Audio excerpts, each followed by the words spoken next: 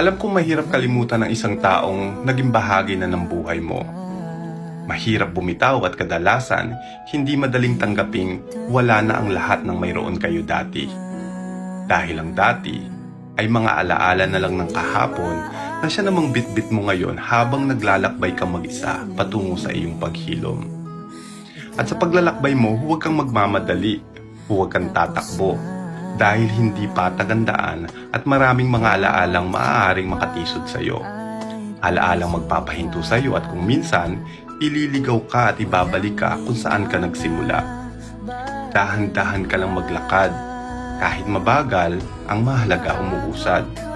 At kung sakaling matisod ka sa mga alaala niya, okay lang ang matumba at pansamantalang huminto.